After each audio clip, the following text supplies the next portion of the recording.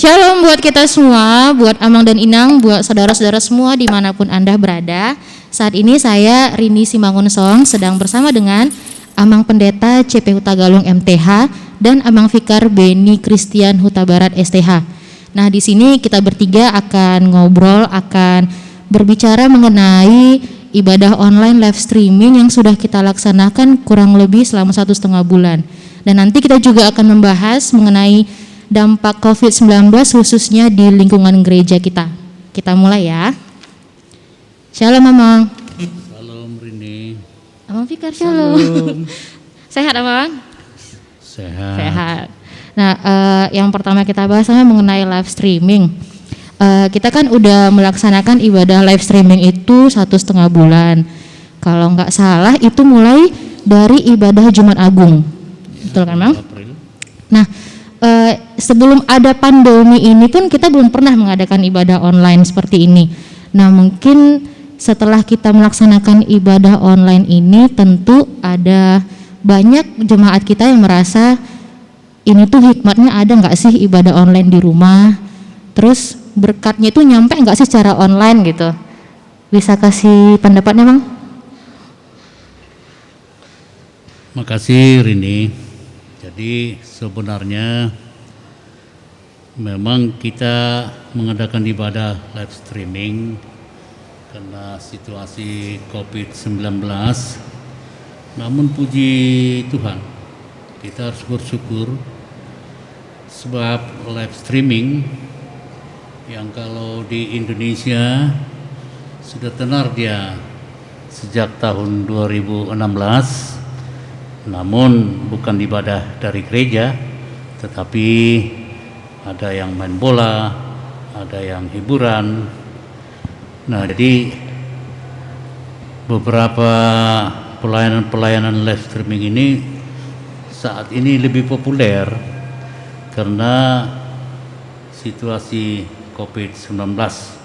Namun kembali kepada tadi bahwa live streaming harus disyukuri oleh katakanlah umat Kristen dengan acara live streaming kita bisa mendengar firman Tuhan, memperdengarkan firman Tuhan atau sebut saja ibadah. Saat ini memang ada beberapa pendapat apakah ibadah itu sama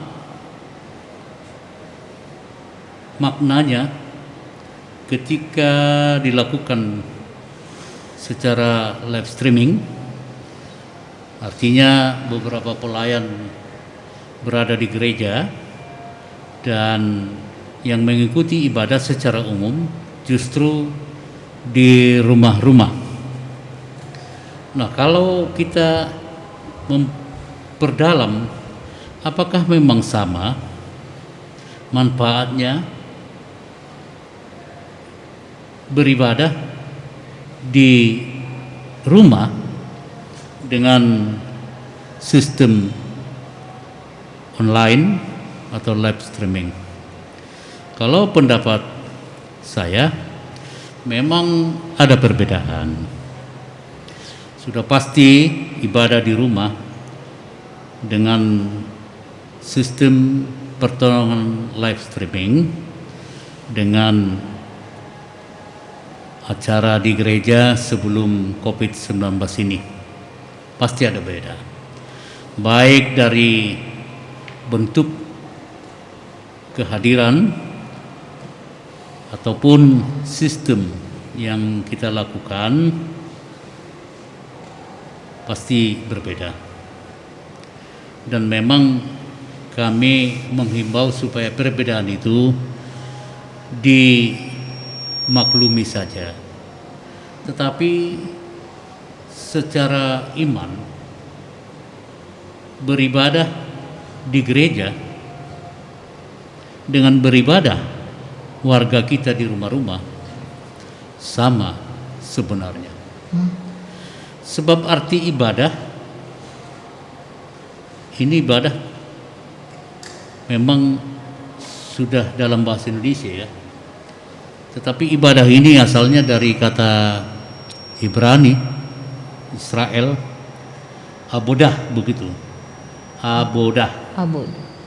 Artinya abodah ini adalah berbuat semaksimal mungkin, berbakti untuk Tuhan. Jadi artinya ibadah meskipun berada di rumah sekarang itu sama maknanya. Karena ibadah di rumah, ibadah di gereja adalah memuji Tuhan. Jadi artinya tidak begitu banyak perbedaan. Nah, kalaupun misalnya kita mengadakan ibadah dengan live streaming, kita syukurilah, sebab pelayan dari gereja selalu menuntun, menghimbau agar yang mengikuti ibadah di rumah-rumah senantiasa konsentrasi, serius, sebagaimana acara yang sudah dilantunkan melalui gereja. Kalau dari Mang Fikar, ada yang mau tambahin Mang? Iya, sedikit saja. Boleh. Nah, memang kalau kita berbicara mengenai apakah sama ibadah yang dilaksanakan dalam gereja dan yang dilaksanakan di rumah-rumah. Nah, kita ketahui memang kalau ibadah adalah yaitu sebuah pelayanan ataupun penyembahan Tuhan, ya. Nah, artinya beda-bedanya semua orang bagaimana kita menyembah Tuhan. Nah, seperti itu. Nah, tetapi kalau melaksanakannya, kalau menurut saya itu berbeda. Kenapa berbeda? Kalau di gereja, ya kita bisa katakan, di gereja itu bisa hidup dalam arti kita bisa bertemu dengan ya saudara-saudara kita, ya seperti itu.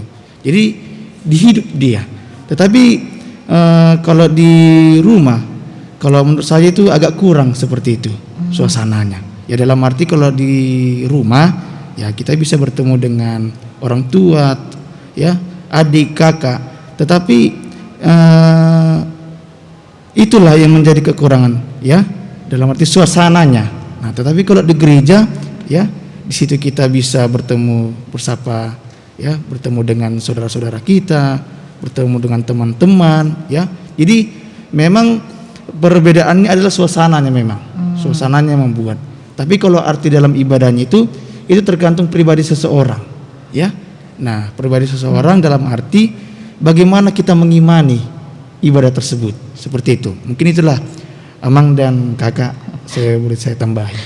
Oke, berarti ibadah kita di mana aja itu artinya sama, cuman caranya kita yang berbeda melakukan. Seperti itu emang ya. Iya. Dan berarti mungkin jemaat yang mungkin saja merasa itu tidak sama suasananya, tidak dapat hikmatnya, mungkin saja mereka merasa belum terbiasa seperti itu ya Mang ya. Dan kemudian kita kan sudah 1,5 bulan, udah beberapa kali itu kita laksanakan live streamingnya. Tentu kita sudah tahu jumlah viewers, jumlah jemaat yang mengikuti melalui akun YouTube channel kita. Itu masih tergolong sedikit dibandingkan jumlah jemaat kita secara keseluruhan, Mang. Itu evaluasinya gimana ya, Mang? Supaya ke depannya siapa tahu live streaming ini bakal berlanjut semakin ke depan. Gimana evaluasi dari gereja kita supaya jemaat itu semakin semangat untuk ikut di ibadah live streaming kita? Dari Mang Pendeta boleh? Ya, jadi ini memang menjadi PR para majelis, karena kita tidak tahu kapan COVID berakhir, dan tidak mungkin kita tidak beribadah karena COVID berlanjut terus. Kita harus mendengar suara pemerintah, suara pengurus gereja, supaya kita jangan melakukan persekutuan, perkumpulan yang belasan orang. Apalagi jarak kita jadi tidak ada 1 meter. Kalau masih kita bisa menjaga jarak 1 meter, 2 meter, silahkan 25 orang, 30 orang pemerintah belum melarang. Namun karena kita tidak tahu kapan berakhir COVID-19, maka live streaming juga harus kita syukuri.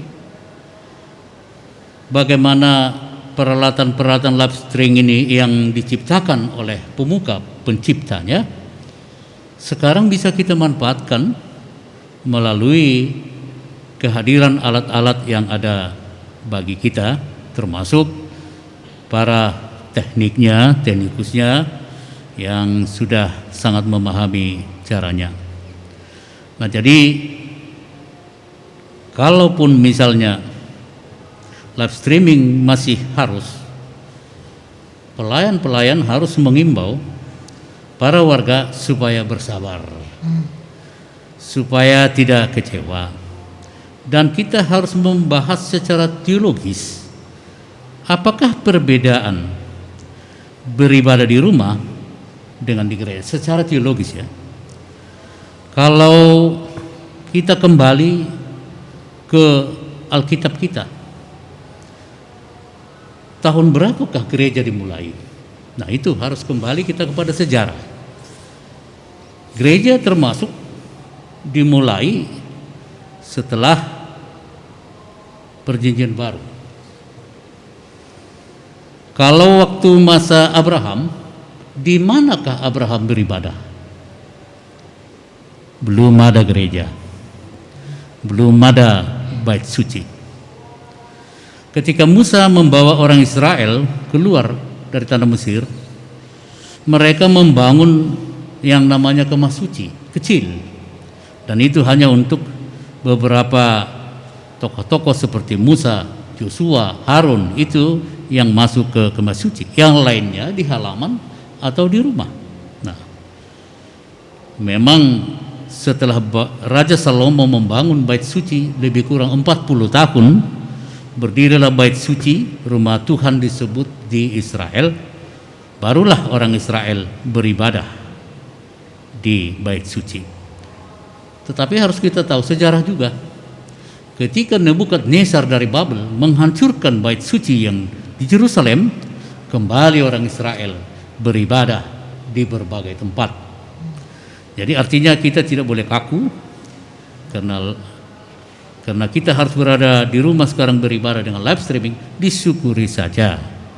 Nah, kalau kita membahas apakah harus gereja tempat beribadah, gereja itu artinya bukan gedungnya. Kata gereja adalah dari bahasa Portugis, igreja, artinya kumpulan umat. Kalau bahasa Inggris church, bahasa Yunani ecclesia, begitu ya. Jadi ecclesia dengan igreja artinya umat yang dipanggil dari dunia yang belum mengenal Tuhan kepada suatu persekutuan. Jadi artinya gereja bukan gedungnya. Jadi apakah boleh rumah itu disebut gereja? Bisa. Gereja adalah persekutuan umat. Bersekutulah anak-anaknya dengan ibunya, dengan ayahnya, dengan opungnya di rumah sekarang beribadah. Siapa melarang kalau itu kita katakan rumah itu lagi gereja saat ini. Nah, jadi saya sebenarnya tidak menyukai sistem live streaming ini.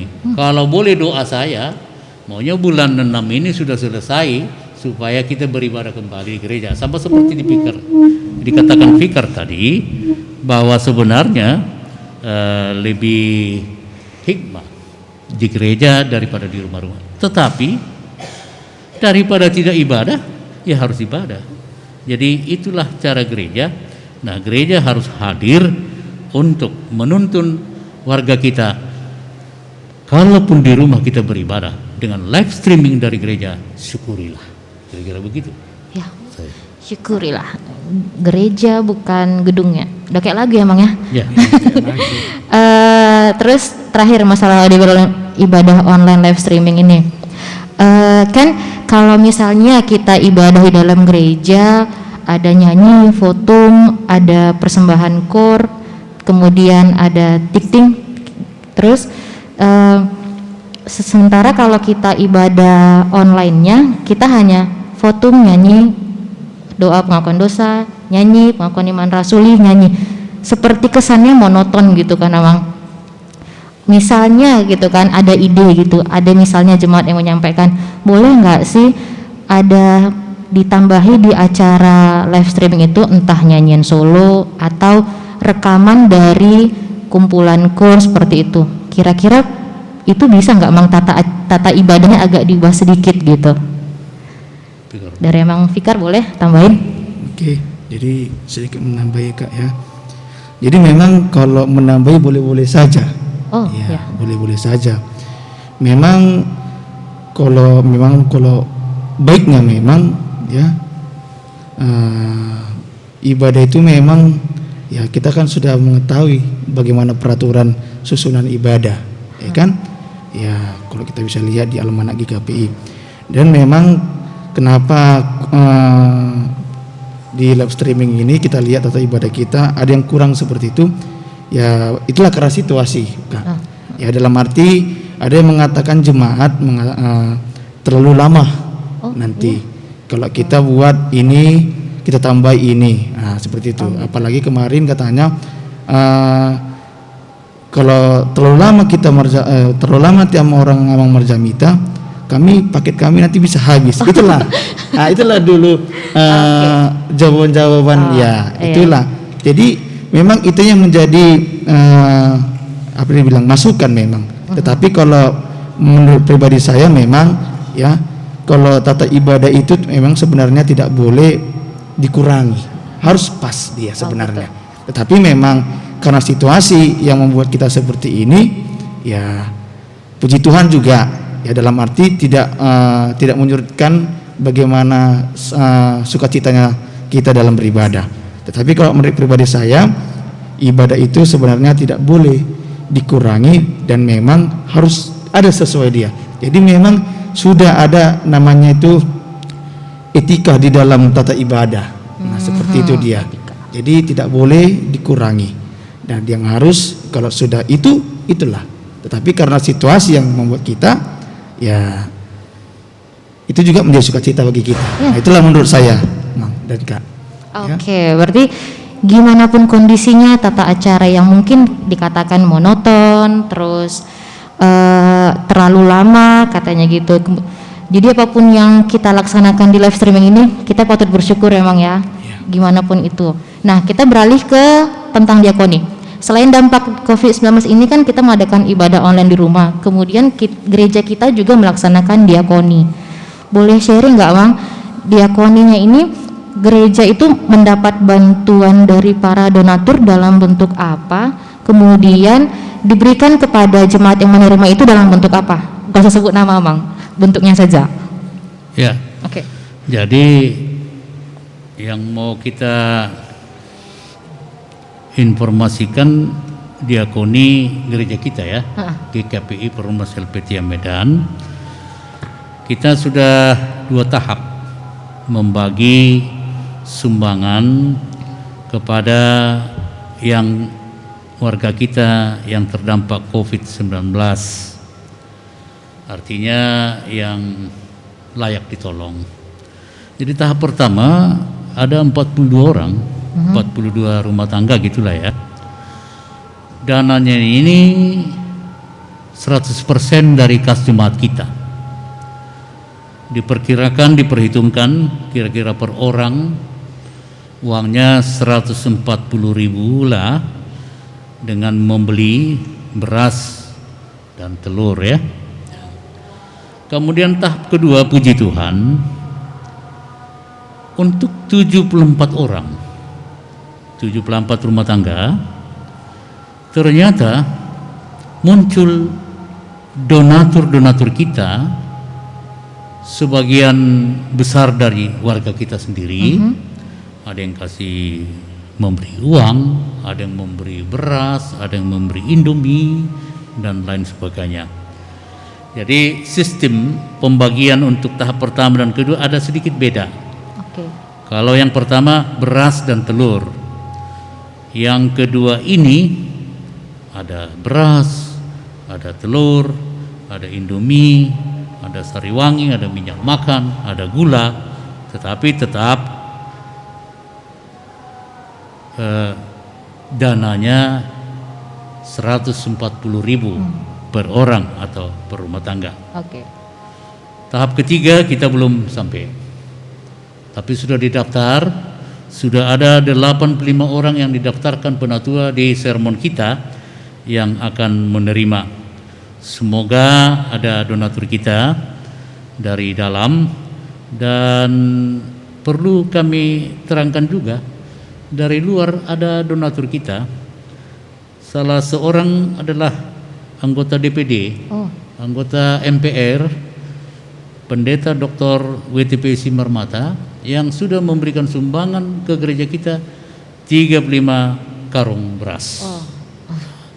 Jadi puji Tuhan, semoga tahap ketiga ini diakoni kita berjalan dengan lancar untuk supaya kita bisa membantu orang-orang yang terdampak COVID-19. Pembagian gelombang 1 dengan gelombang 2 per WA, Mang? Atau ada cara lain? Jadi kita kan 9 week. Aha. Tiap week penatuannya melaporkan berapa orang dari mereka. Jadi tidak merata. Artinya dari week 1 sampai 6, week Sukadono, week Karya, week Cipur, masing-masing memberitahukan ini orang-orang dari kami. Jadi jumlahnya tahap pertama 42 orang, tahap kedua 74 orang, tahap ketiga sudah terdaftar di sermon kita 85 orang. Oke, topik yang terakhir, Amang, herd immunity. Yang sekarang tuh lagi viral herd immunity, artinya kekebalan komunitas. Dalam satu komunitas itu mesti ada jumlah yang sehat dibandingkan yang sakit supaya komunitas itu tetap sehat. Jika nanti Indonesia, Kota Medan lah misalnya, Mang, diizinkan untuk herd community, berarti gereja kita buka seperti biasa lagi, jemaat datang ke gereja untuk beribadah seperti biasa. Pendapat Amang, nanti kalau misalnya jemaat udah datang banyak-banyak ke sini, gimana sih kita caranya supaya komunitas gereja kita itu tetap sehat dalam arti fisik, juga sehat dalam arti persekutuan kita tetap sehat nanti gitu, Bang. Melihat situasi kondisi lah nanti ya, apakah pemerintah masih mengharuskan jarak minimal 1 meter.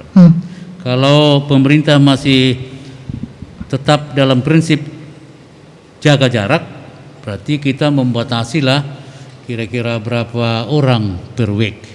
Sudah pernah kami bahas dengan Fikar, hendaknya tiap minggu hadir 5 orang per week supaya gereja kita, karena gereja kita besar. Kalau misalnya 9 kali 5, 45 orang tambah teknis kita, tambah pelayan, masih 60 orang. Ini gereja kita besar. Pemerintah mengatakan jarak 1 meter atau 2 meter masih bisa. Jadi kalau misalnya pemerintah sudah mengatakan boleh beribadah dengan jumlah yang terbatas supaya komunitas kita sehat, maka gereja harus menyediakan di sini hal-hal yang perlu untuk COVID itu. Misalnya sabun, cuci tangan, masker. Dan maunya sebelum datang ke gereja tiap orang sudah makan vitamin untuk kekuatan tubuh, imun. Oke, dari Amang ada mau tambahin? Udah, pas. Tutup ya. Oke, Amang dan Inang dan semuanya, demikian ngobrol dengan Amang Pendeta dengan Amang Fikar. Semoga pandemi ini segera berakhir dan kita jemaat di rumah kita semakin menikmati live streaming kita.